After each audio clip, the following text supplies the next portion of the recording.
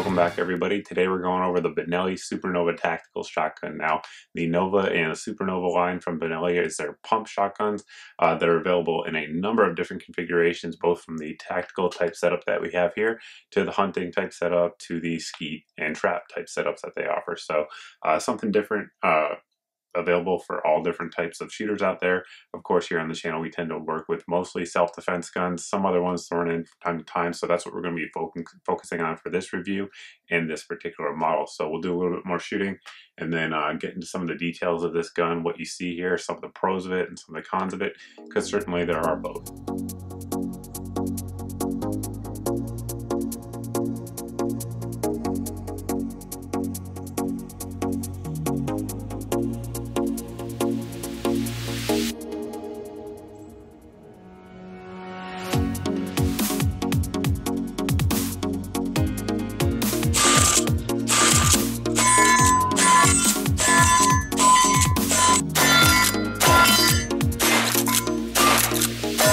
Start out on the end of the gun. This is obviously my gun, so I've configured how I like it. But we have, of course, the ghost rings 3-dot sights. We have the white dot up front with the ghost ring aperture in the rear that all lines up there. Some folks really like it. Some folks prefer the bead. I tend to like ghost ring sights. They work just fine for me. So not an issue there for me. It's nice and hooded to protect it in case any sort of dropping impact or anything like that happens. So good on them there. One thing I'll note here, this is an aftermarket Nordic Components +2 extension. It's awesome. There's not a whole lot of extension makers out there for these like there are for 870s or 590s or something like that. This one, I did some research and it's definitely the one that I think is probably the best one out there on the market. Made from very high quality components. It also looks good, has a nice gripping surface there when you're tightening it down.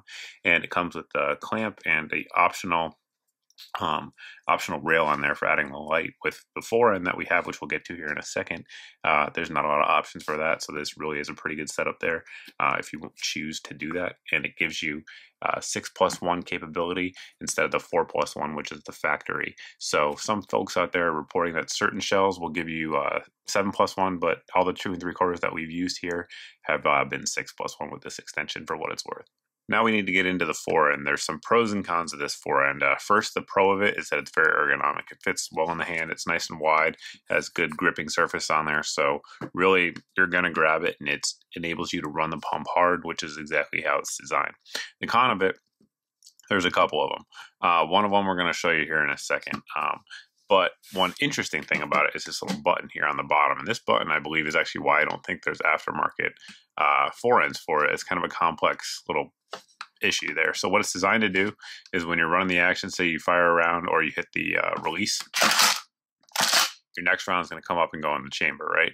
Now, if you want to stop the magazine from feeding, that's what this little button here is for. So there's a couple reasons I think that this would be somewhat useful. So when you're actually running it, you fire your shot, and then at this point, as you unlock the forend, you push that button in, release your empty shell, and you'll note no round fed from the magazine there. So at this point, you have a couple options. Say you're a law enforcement type of guy and you always need to carry with an empty chamber. That enables you to do so. The round will come out like we just did, and you can put it back in your magazine should you choose to do that. Additionally, if you have a side saddle, which we're going to get into in detail here in just a second, that enables you to, say you had buckshot in there like we had right now, and you wanted to switch over to slugs, you can actually just put your slug right in there and not have to worry about that extra round going in there or having to empty out your magazine tube. So that's the pro of it. You can see there, once you chamber it, run it again, and it will feed from the magazine. So that only works for 1 round, and after that, it works as normal. The receiver on the shotgun is actually stainless steel, but over it you have this plastic molding there, which is supposed to prevent corrosion. Of course, the stainless steel is going to do a good job. You wrap that plastic over there and you're really going to have a very corrosion-resistant gun. So that's a good thing in terms of corrosion resistance. It also looks good, I think, and generally isn't a bad overall design. Now that forend, one disadvantage of it is, as you can see, it's very long. So it comes all the way back here. So your typical sort of Velcro side saddles, like this one here from AWS, which is the one I use on most of my shotguns, it's just easy to have Velcro. You can plop it in and take it off. That type is not going to work due to the way this forend comes back. However, Mesa Tactical does make one. And the beauty of it is, since the receiver here is drilled and tapped for a scope rail, it adds a rail and 6 shots, or I believe they have an 8 shot as well, side saddle on there, and it's actually designed so it's high enough up there so it clears the fore end. So a little bit unique to this particular shotgun due to the receiver and fore end design. I believe that one's around $80 if you want to pick one up over on Amazon or something like that, and it's certainly an excellent option with the design limitations of this setup. Moving on from the fore end, you'll see a few things going on in this section of the gun. First off, it takes up to 3.5-inch cells. That's not a misprint. It will take them all. So a lot of guns are limited to 3. This one will take up to 3.5 inches with no problem. Obviously, Benelli makes very high quality barrels. This one here is actually chrome lined as well for corrosion resistance. It can take any kind of load if you want to shoot steel shot through there, whatever, all the way up to 3.5. So pretty much any load made, this gun can handle it just fine. It is a cylinder bore, so no chokes in there, but the chrome lining there is going to add to obviously the corrosion resistance and durability of the barrel.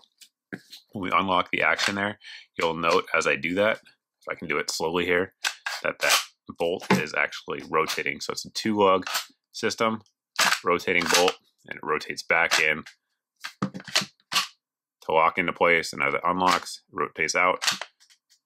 Very proven system, works well. It certainly holds up over the long term. The controls of the shotgun are located right here in the trigger group area. We have our release as well as our cross bolt safety. This is the safe position. Push it over. That is the fire position. Now I suppose it's listed as an ambidextrous safety, as a cross bolt safety, I suppose it is. But of course it's maximized for right-handed shooters and speed, being able to push it in and come right back here to the trigger. To run the action, you're just going to push up on the lever there, run the fore end. Of course it locks back into place. And until you hit that button again, it will not work. Most of the SuperNova shotguns aren't going to have this sort of triangular looking trigger guard. That one there is on the models that are marketed towards sort of the police, law enforcement, military crowd. But it is an option out there. You can purchase it separately if you have a rounded one and want to swap it out. It's there for you. Or of course, a lot of the models, again, the sort of tactical, if you will, models are going to come with it. Now, those are also, some of them are going to come with this retractable stock, which we have here. It has a pistol grip, which is a nice, soft, sort of spongy rubber material, and that's designed to aid in recoil absorption. It does well in that. No qualms about that. The stock itself can be pushed up pretty tight to use with body armor. That said, when it's in the most upward position like this, you really won't be able to see the sights because of how low they are to the top of the stock. So really to use the sights, you basically need to have it at least one position out. And of course you can keep pulling that out as your heart desires to give you up to a 14-inch length of pull. I'm sure by now some of you guys have figured out the pros and cons to this gun. First off, one thing I always want to mention is reliability. The gun's been 100% reliable with any kind of ammunition we put through it. So that includes high brass, low brass, anything like that, cheap junk ammo that you buy in bulk at Walmart. It's ran it all. So that's been one of my big sort of knocks on the Remington 870s, particularly the express models these days, is that they don't all tend to work all that well. The police models still work well.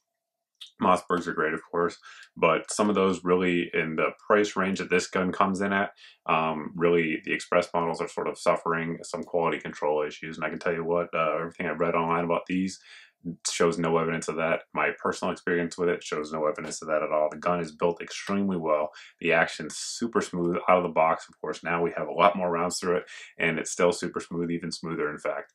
So those are the pros of it. Also, the barrel's great, the receiver's great, all that stuff works well. I do like the 2-lug bolt design. Very cool stuff there. Reliable. It really throws those shells out with authority. The cons of it, no doubt about it, are aftermarket support. So we have the Nordic Components extension that you see here. Again, giving you about 6+1, sometimes 7+1 capacity, which is great. This is an excellent product. The Mesa Tactical shell carrier and rail seems to be a very good product. I haven't used it, but I've read good things about it. But stock options are somewhat limited. Fore-end options are very limited. You know, you're not going to see Magpul coming out with these anytime soon. At least I don't think so anyway. But overall, if you want a very well-built shotgun that will run, Benelli's got a long reputation of building those types of shotguns, and this one certainly seems to fit the bill. Most models are going to come in with MSRP around $499-ish, $500-ish. Street price on most of them is going to be a little bit lower. Of course, the ones that are sort of tactical like this one with the collapsible stock are going to command a little bit of a premium, so you just kind of have to shop around, see what you want, and see which options you prefer. But no doubt about it, we don't like the 4+1 capacity that it comes with, but that's sort of an import law thing. With Benelli being a foreign manufacturer, we kind of have to deal with it. But again, this one is a good option. There are options out there for you guys looking to accessorize it, use it for a sort of a home defense type role, but it's a little bit more limited than what you see with the 590s and 870s. I think that's about it. If you guys have any questions about the gun that we didn't cover here, you can always post below in the comments section. You can also post over at my Facebook page as always. If you haven't subscribed yet, please go ahead and do so. We appreciate that here, and hope to see you guys in the next video.